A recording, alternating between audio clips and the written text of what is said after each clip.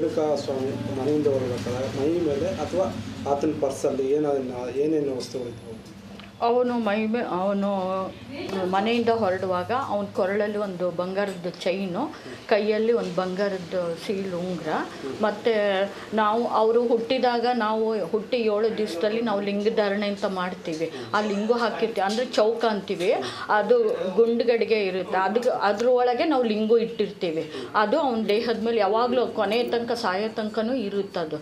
ಅದು ಒಂದಿತ್ತು, ವಾಚು ಒಂದಿತ್ತು, 4 ವಸ್ತು ಅವನ ಮೈ ಮೇಲೆ ಇತ್ತು. ಪರ್ಸಲ್ಲಿ ಏನಾದರೂ? ಪರ್ಸ್ ಇಲ್ಲ, ಪರ್ಸ್ ಅವನು ಏನು ಇಟ್ಕೊಂಡಿರಲಿಲ್ಲ. ಅದರಲ್ಲಿ ಏನು ಅವನು ಅಪೋಲೋದು ಇದು ಬಿಟ್ಟರೆ ಮತ್ತೇನು ಅವನು ಇಟ್ಕೊಂಡಿರಲಿಲ್ಲ ಅಷ್ಟೇ. ಅಂದರೆ ಈ ಕರಡಿಕೆ ಅಂತಲೂ ಕರೀತಾರೆ. ಬೆಳ್ಳಿದು ಕರಡಿಕೆ, ಅದು ಬೆಳ್ಳಿದದು. ಅದು ಕರಡಿಗೆ ಅನ್ನೋ ಅಂತಾರೆ, ಚೌಕ ಅಂತಲೂ ಹೇಳ್ತಾರೆ. ನಾವು ವೀರಶೈವರಲ್ಲಿ ಇದನ್ನ ಐತೆ, ಅದು ಲಿಂಗ ಅಂತ ಹೇಳ್ತಾರೆ. ಅದಕ್ಕೆ ನಾವು ಏನು ಪೂಜೆ ಮಾಡ್ಕೊಳ್ತೀವಲ್ಲ ಆ ಲಿಂಗುನ ಅದ್ರೊಳಗೆ ನಾವು ಇಟ್ಟಿರ್ತೀವಿ. ಲಿಂಗಧಾರಣೆ ಹುಟ್ಟಿ 7 ದಿವಸದಲ್ಲಿ ನಾವು ಲಿಂಗಧಾರಣೆ ಅಂತ ಮಾಡ್ತೀವಿ. ಆವಾಗ ಅದನ್ನು ಕೊರಳಲ್ಲಿ ಹಾಕಿರ್ತೀವಿ. ಅದು ಕೊನೆಯ ತನಕನೂ ಕೊರಳಲ್ಲಿ ಇರುತ್ತೆ.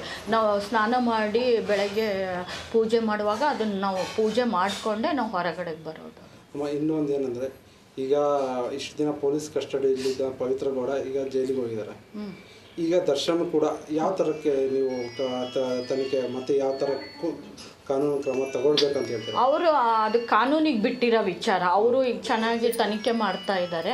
ಅದು ಅವ್ರಿಗೆ ಬಿಟ್ಟಿರೋ ವಿಚಾರ. ಕಾನೂನು ಯಾವ ರೀತಿ ಇದು ನಿರ್ಧಾರ ಮಾಡುತ್ತಾ ಅದೇ ನಿರ್ಧಾರನೇ ನಮಗೆ. ಈಗ ಪವಿತ್ರ ಗೌಡ ನಿನ್ನೆ ಜೈಲಿಗೆ ಹೋಗಿದ್ದಾರೆ. ಹೋಗ್ಲಿ, ಒಳ್ಳೇದೇ, ನಮಗಿನ್ನೂ ಒಳ್ಳೇದು. ಮತ್ತೆ ಅವ್ರ ಕಾನೂನು ಯಾವ ರೀತಿ ಅವರಿಗೆ ಇದು ಮಾಡಬೇಕೋ ಆ ರೀತಿ ಮಾಡಿದರೆ ನಮಗೆ ಅವಳು ಅಲ್ಲೇ ಇರಬೇಕು, ಅವಳು ಜೈಲಲ್ಲೇ ಇರಬೇಕು, ಅವಳು ಹೊರ ಬರಬಾರ್ದು. ಓಕೆ, ನಡಿ, ಈಗ ಶುರು ಮಾಡೋಣ.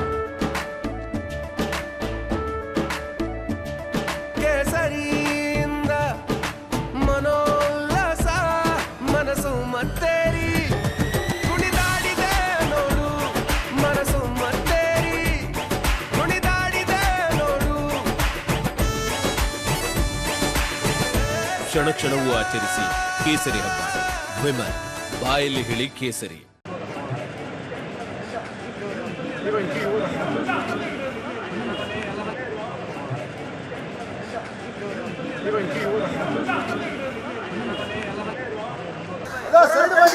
ಸರ್, ಈ ಕಡೆ ಬರ್ರಿ ಸರ್. ನೀನು ಮತ್ತೆ ಬ್ರದರ್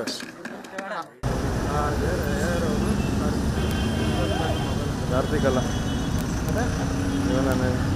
ಯಾರು? ಪ್ರಜ್ವಲ್ ಏನೋ, ಪ್ರದೋಷ್.